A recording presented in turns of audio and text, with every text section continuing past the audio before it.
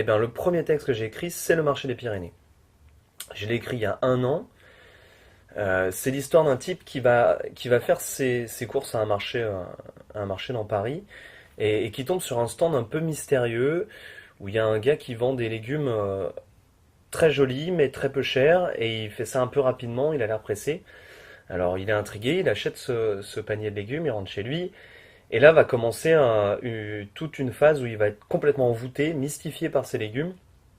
Il va se mettre à les cuisiner et il va les manger avec délectation. Une délectation plutôt mystérieuse et un petit peu trop grande pour ce que c'est. Et il va se rendre compte que petit à petit, ces légumes le transforment physiquement. Donc voilà, c'est une histoire. Ouais, quand je l'ai écrit, j'avais pas d'ambition particulière autre que de m'essayer à la littérature.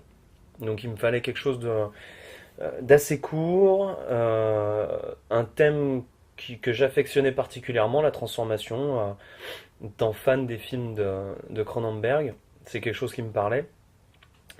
Et je voulais aussi quelque chose d'actuel, un thème actuel. Et je m'étais dit qu'effectivement, de se poser la question de qu'est-ce qu'on mange, qu'est-ce qu'on a dans l'assiette et qu'est-ce que ça produit sur nous, n'était pas inintéressant. Donc voilà, je me suis lancé dans ce petit texte et voilà ce que ça a donné.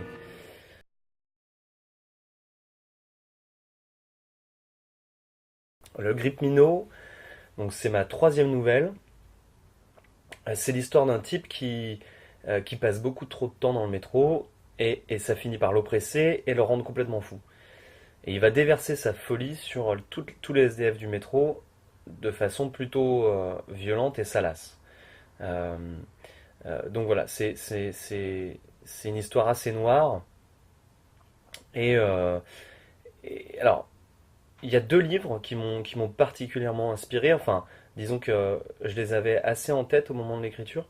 Ça a été American Psycho de Bret Easton Ellis, dont j'admire beaucoup l'écriture et qui, dans la mécanique euh, que peut avoir un type qui devient fou, en fait, c'est assez intéressant.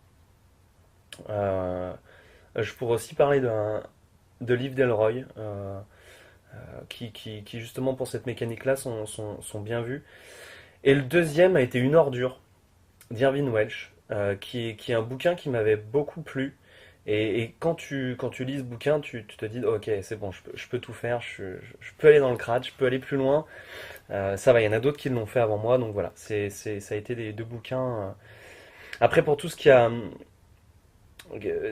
relatif à la mécanique de l'horreur, Stephen King m'a aussi beaucoup inspiré pour tout ce qui est ambiance et horrifique.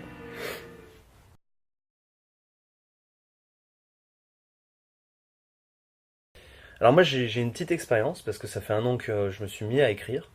Euh, donc là j'ai déjà deux textes qui sont publiés.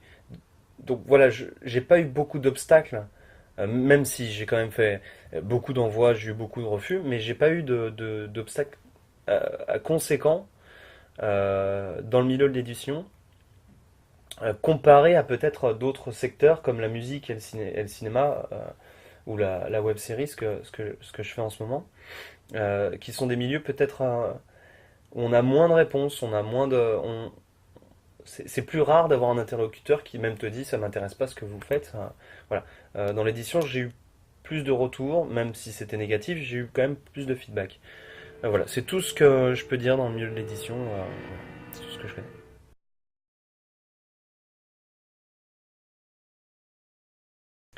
Alors aucun. Euh, Aucun parce que je pense que chaque création appartient à son créateur. Je pense que elle lui appartient dans les détails et que si nous on avait fait ce qu'il a écrit, on n'aurait pas fait exactement pareil, on aurait différé. Voilà, je pense que même si on peut se dire cette œuvre, j'ai l'impression qu'elle me parle, j'ai l'impression que c'est à moi que ça s'adresse, c'est moi, ça me correspond beaucoup. Même si on pourrait se dire tiens, si j'aurais pu l'avoir écrit, on se dit toujours ouais mais j'aurais pas fait ça comme ça. Voilà, je pense que chacun sa tambouille et voilà. Après si la question c'est s'il y a un livre qui m'a particulièrement, euh, un livre que je préfère ou qui m'a particulièrement intéressé, il y en a plusieurs, mais si je devais en sélectionner un, ça serait Le Parfum de Patrick Süskind, qui a été un peu une première révélation littéraire pour moi. Quand j'ai lu ça, ouais, j'ai pris goût à la littérature. C'est vraiment la chose qui m'a fait vraiment sortir, qui m'avait particulièrement plu et voilà, que j'avais bien aimé, qui m'avait marqué. Voilà, et bien merci.